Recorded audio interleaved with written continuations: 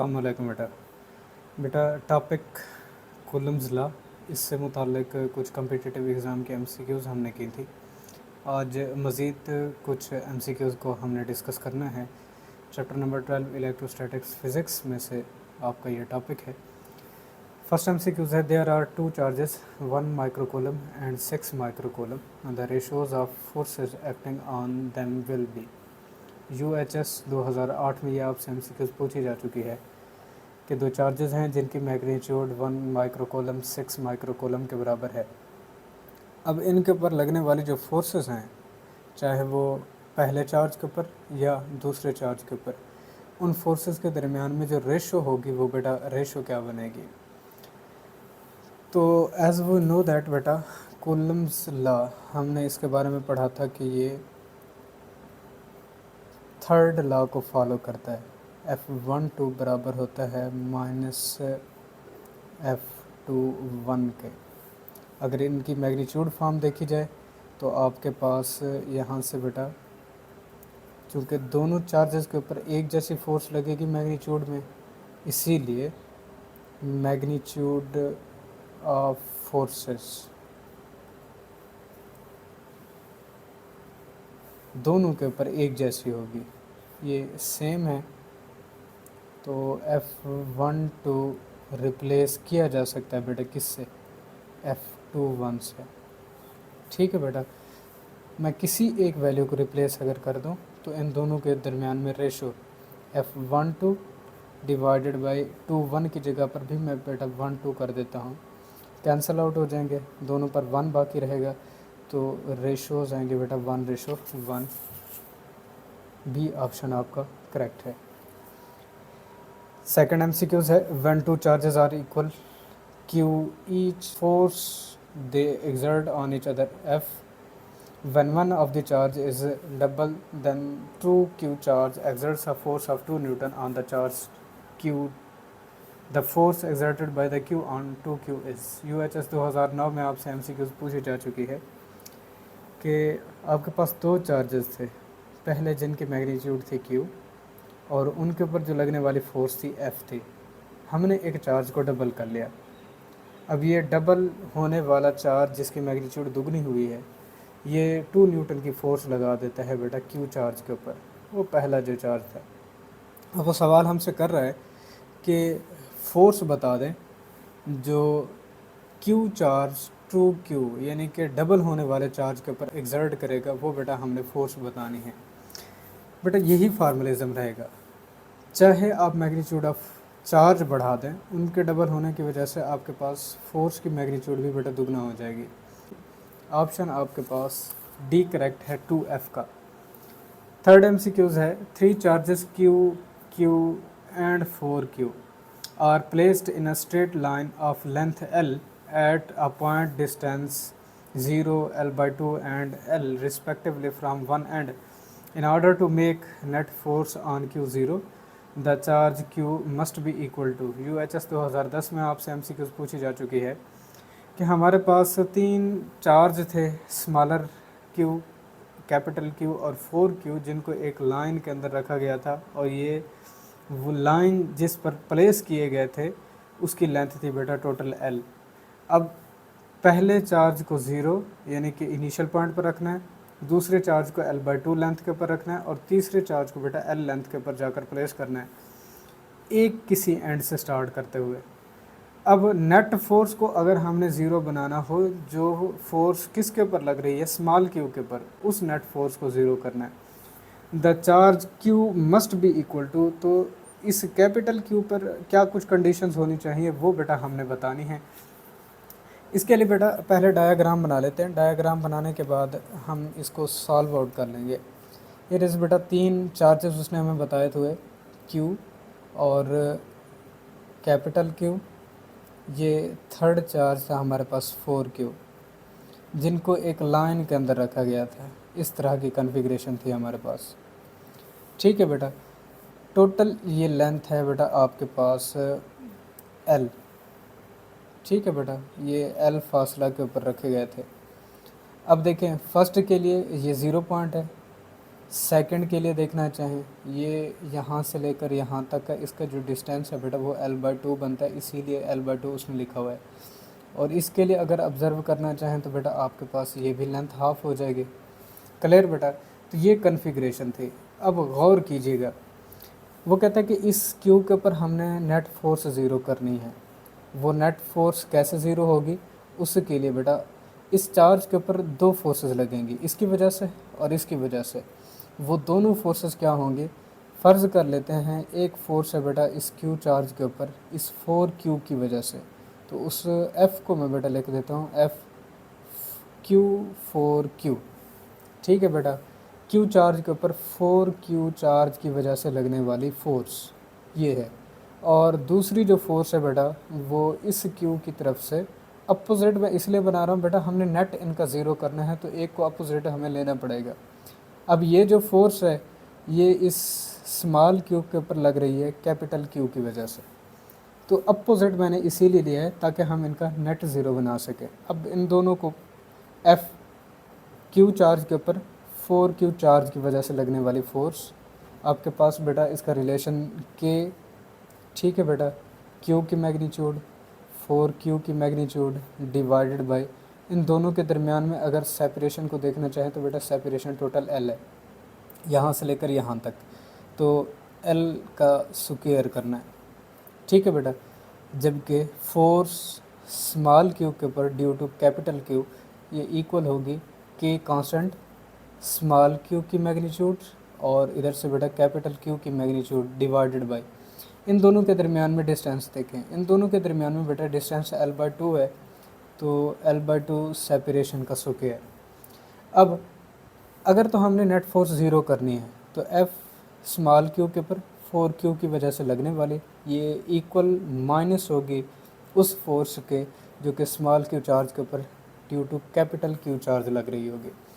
इन दोनों की वैल्यूज़ को रिप्लेस करेंगे कि Q 4Q divided by L square is equal to minus K Q capital Q divided by बेटा L स्क्वायर डिवाइडेड बाय, मैं इसे 4 लिख रहा हूँ, मैंने बराह रास्त L/2 का स्क्वायर ओपन कर दिया।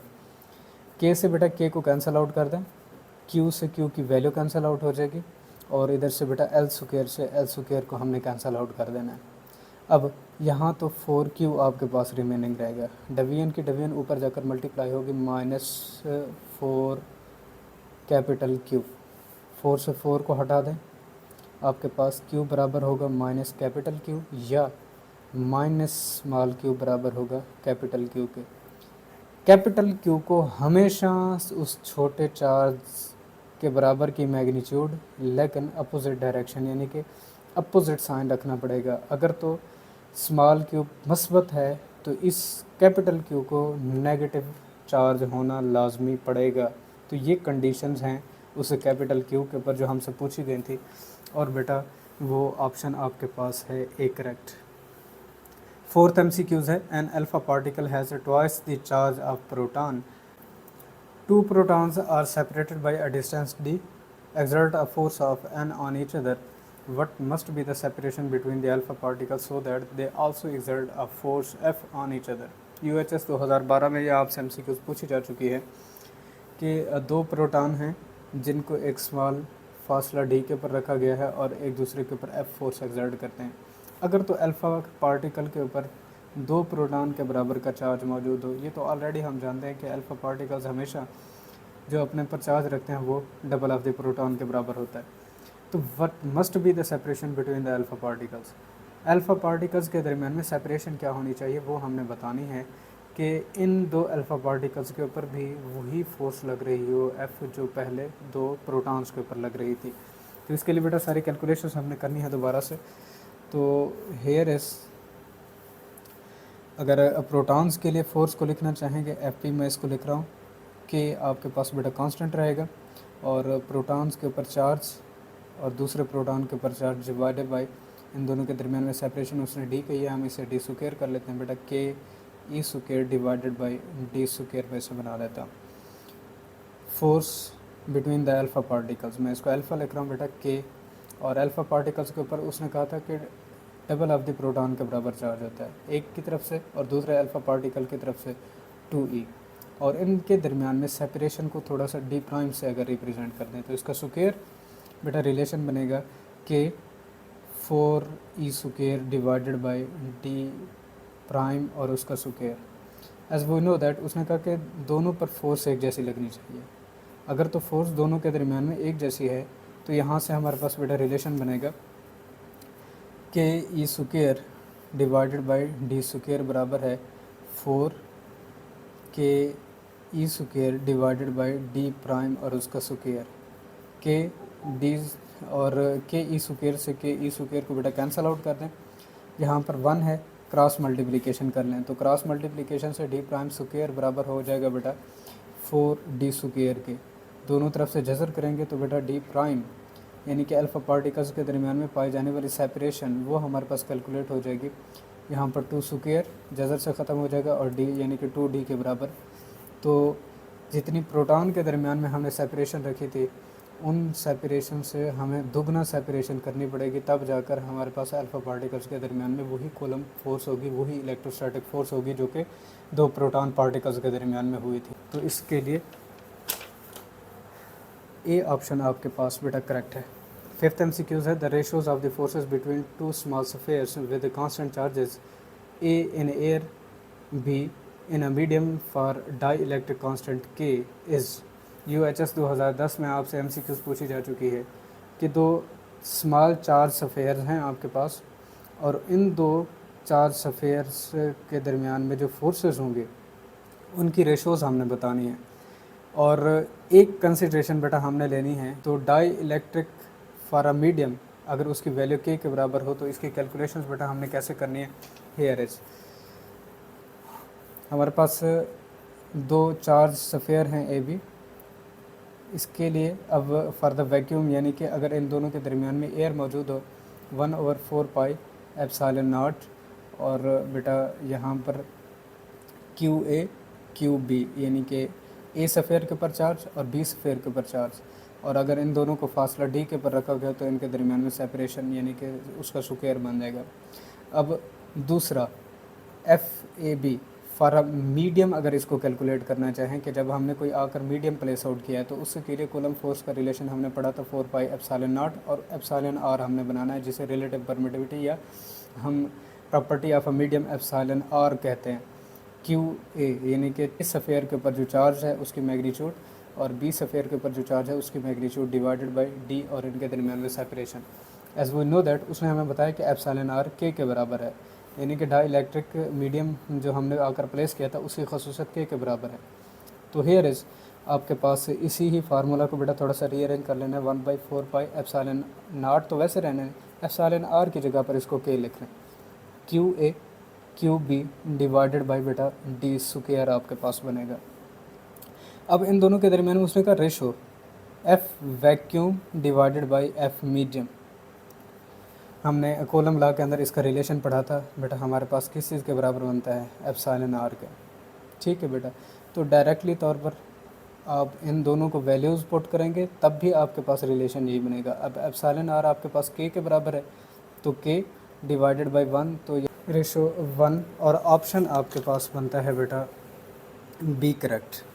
6th MCQs है the force between 2 point charges separated by air is 4 Newton when separated by the medium of relative permittivity 2 the force between them becomes। UHS 2016 में ये आपसे MCQs पूछी जा चुकी है कि दो पॉइंट चार्जेस हैं जिनको हमने एयर की मदद से सेपरेट किया हुआ था यानी कि उन दोनों के दरमियान में वैक्यूम मौजूद था और फोर्स की मैग्नीट्यूड आई थी 4 न्यूटन की।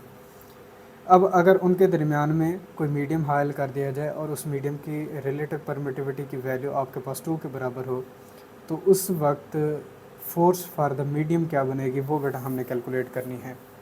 हियर इज़ रिलेशन बेटा आपके पास मौजूद है, इसी को सिंप्लीफाई हमने कर लेना है। हमने force for a medium calculate करनी है तो आपके पास बेटा force due to vacuum divided by epsilon R हम इसको लिख लेंगे। तो ड्यू टू वैक्यूम उसने हमें वैल्यू दी थी 4 न्यूटन की और रिलेटिव परमिटिविटी उसकी वैल्यू बेटा ये हमें बता रहा है 2। आंसर हमारे पास बेटा बनेगा 2 न्यूटन का। सी ऑप्शन आप लोगों का करेक्ट है। सेवन्थ MCQs है, two particles x and y are 4 metre apart, x has a charge of 2q and y has a charge of q, the force of x on y। UHS 2018 में आपसे MCQs पूछी जा चुकी है कि दो charges हैं x y जिनको 4 मीटर के फासले के ऊपर रखा गया है। अब x की मैग्नीट्यूड दुगना कर दी गई है, ठीक है बेटा, और कितनी कुछ मैग्नीट्यूड बना दी गई है उसकी बेटा 2q बना दी गई है, और y के ऊपर जो चार्ज है वो q के बराबर अगर आपके पास हो, the force of x on y, तो x की फोर्स y के ऊपर क्या कुछ बनेगी। ज़ाहिरी सी बात है बेटा, दोनों के प्रोडक्ट से हमें फोर्स हासिल होनी है, क्योंकि फोर्स डायरेक्टली प्रोपोर्शनल रहती है product of magnitude of charges. और दूसरे लफ्ज़ों में हमने चूँकि पढ़ा था कि ये इलेक्ट्रोस्टैटिक फ़ोर्स म्यूचुअल फ़ोर्स होती है, तो दोनों के ऊपर एक जैसी फ़ोर्स रह जाएगी। और इसका ऑप्शन आपके पास है has same magnitude as the force of y on x। C option आपके पास करेक्ट रहता है, ठीक है बेटा।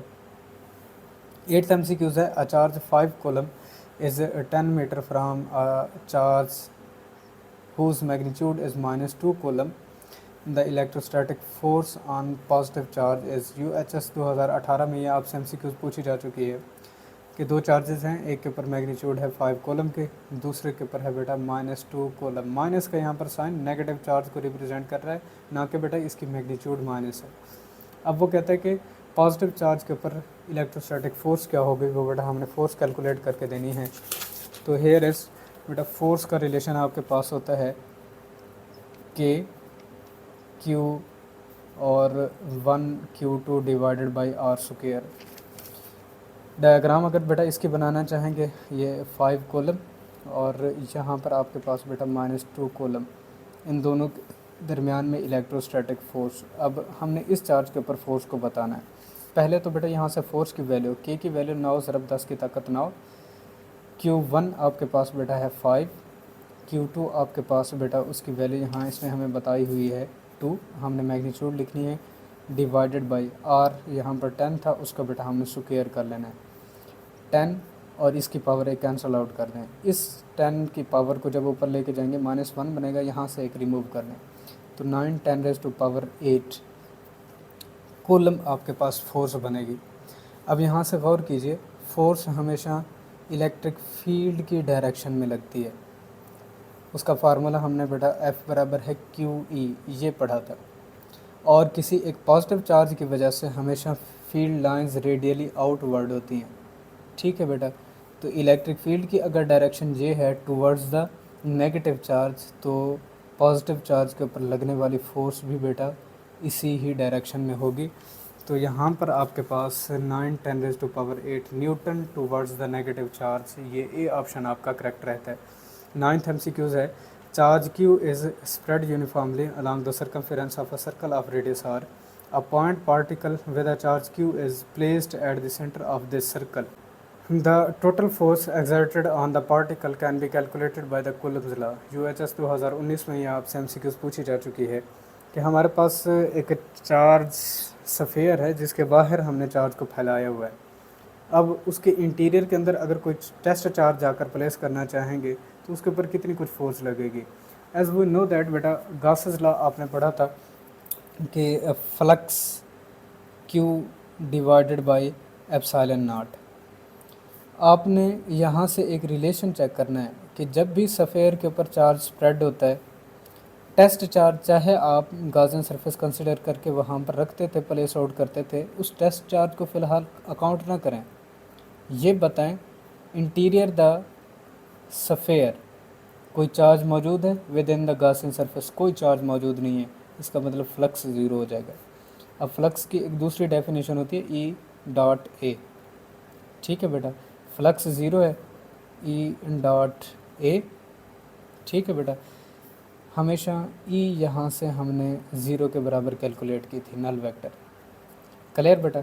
अब इलेक्ट्रिक फील्ड लाइंस ही नहीं पहुंच रही, तो वहाँ तक टेस्ट चार्ज के ऊपर यहाँ इस फार्मूला से E का फैक्टर ज़ीरो करेंगे तो फोर्स भी बेटा ज़ीरो हो जाएगी।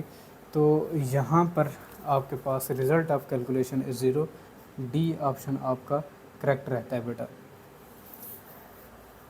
10th MCQs है, There are 4-point charges A, B, C, D, and if A and B repel each other, C and D also repel each other, but A and C attract each other, then the charges B and D will be. UHS 2020 में आपसे MCQs पूछी जा चुकी है।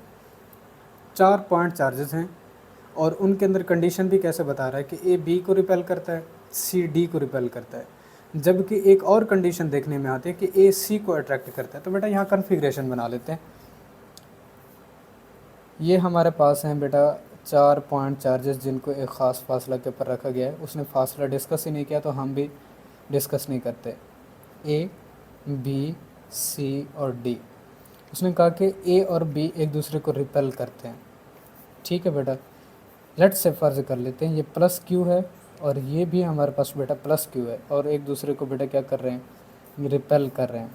ठीक है बेटा, इस डायरेक्शन के अंदर। और दूसरी कंडीशन उसने हमें ये बताई है कि हमारे पास C और D ये भी एक दूसरे को रिपेल कर रहे हैं। ठीक है बेटा, रिपल्शन की फोर्स इनके दरमियान में है। अब तीसरी कंडीशन को फ़ौरन सोचिएगा और इनको बाद में बेटा हमने चार्ज देना है। वो कहता है कि A और C एक दूसरे को अट्रैक्ट कर रहे हैं। ठीक है बेटा, इन दोनों के दरमियान में अगर तो अट्रैक्शन पाई गई है, ठीक है बेटा, ये एक दूसरे को अट्रैक्ट कर रहे हैं, तो ये अगर हमने प्लस कंसीडर किया था ये हमें नेगेटिव कंसीडर करना पड़ेगा। और चूंकि ये दोनों एक दूसरे को रिपेल करते हैं तो इसका मतलब ये भी नेगेटिव क्यू है और डी भी आपके पास नेगेटिव क्यू है।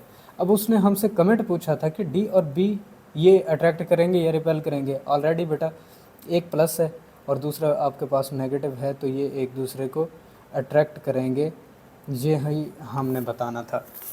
Attract each other, B option आपका करेक्ट है। 11th MCQs है, force between 2 point charges in a medium is 0.3 newton with epsilon R बराबर है 6 K, then the force between charges in the vacuum is.